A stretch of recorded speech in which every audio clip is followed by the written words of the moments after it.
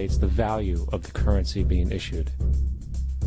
It is critical to understand that the entire structure of this system can only produce one thing in the long run: debt. It doesn't take a lot of ingenuity to figure this scam out. For every single dollar produced by the central bank is loaned at interest. That means every single dollar produced is actually the dollar plus a certain percent of debt based on that dollar. And since the central bank has the monopoly over the production of the currency for the entire country, and they loan each dollar out with immediate debt attached to it, where does the money to pay for the debt come from?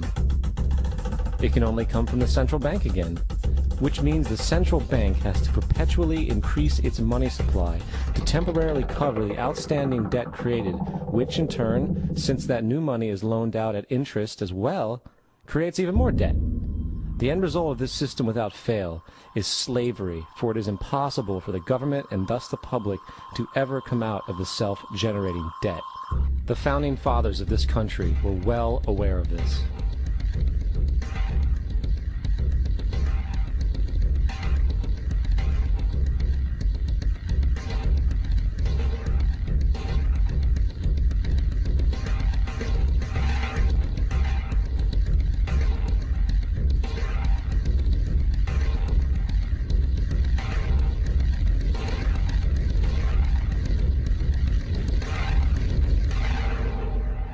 By the early 20th century, the U.S. had already implemented and removed a few central banking systems, which were swindled into place by ruthless banking interests.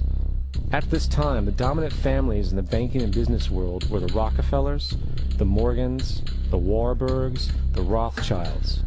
And in the early 1900s, they sought to push once again legislation to create another central bank. However, they knew the government and public were very weary of such an institution, so they needed to create an incident to affect public opinion. So, J.P. Morgan, publicly considered a financial luminary at the time, exploited his mass influence by publishing rumors that a prominent bank in New York was insolvent or bankrupt. Morgan knew this would cause mass hysteria, which would affect other banks as well. And it did. The public, in fear of losing their deposits, immediately began mass withdrawals. Consequently, the banks were forced to call in their loans, causing the recipients to sell their property, and thus a spiral of bankruptcies, repossessions, and turmoil emerged, putting the peace in each other. After this bill was constructed, it was then handed over to their political frontman, Senator Nelson Aldrich, to push through Congress.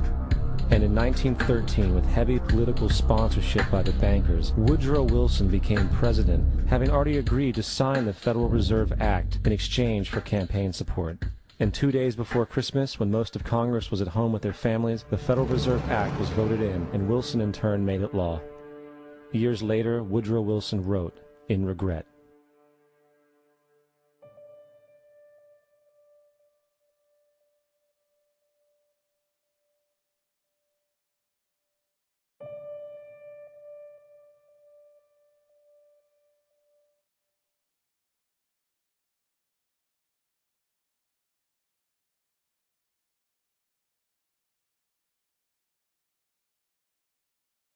Congressman Louis McFadden also expressed the truth after the passage of the bill.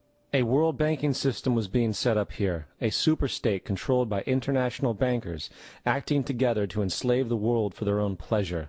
The Fed has usurped the government. Now, the public was told that the Federal Reserve System was an economic stabilizer, and inflation and economic crises were a thing of the past. Well, as history has shown, nothing is further from the truth. The fact is, the international bankers now had a streamlined machine to expand their personal ambitions. It's alive! It's alive! It's alive! For example, from 1914 to 1919, the Fed increased the money supply by nearly 100%, resulting in extensive loans to small banks and the public. Then, in 1920, the Fed called in mass percentages of the outstanding money supply, thus resulting in the supporting banks having to call in huge numbers of loans, and, just like 1907, bank runs, bankruptcy, and collapse occurred. Over 5,400 competitive banks outside of the Federal Reserve System collapsed, further consolidating the monopoly of a small group of international bankers. Privy to this crime, Congressman Lindbergh stepped up and said in 1921, "Under the Federal Reserve Act, panics are scientifically created. The present panic is the first scientifically created one, worked out as we figure a mathematical equation." However, the panic of 1920 was just a warm-up. From 1921 to 1929, the Fed again increased the money supply, resulting once again in extensive loans to the public and banks. There was also a fairly new type of loan called a margin loan in the stock market. Very simply, the margin loan allowed an investor to put down only 10% of a stock's price, with the other 90% being loaned through the broker. In other words, a person could own $1,000 worth of stock with only $100 down. This method was very popular in the roaring 1920s, as everyone seemed to be making money in the market. However, there was a catch to this loan. It could be called in at any time and had to be paid within 24 hours. This is termed a margin call, and the typical result of a margin call is the selling of the stock purchased with the loan. So, a few months before October in 1929, then triggered mass bank runs for the same reason, in turn collapsing over 16,000 banks, enabling the conspiring international bankers to not only buy up rival banks at a discount, but to also buy up whole corporations at pennies on the dollar. It was the greatest robbery in American history.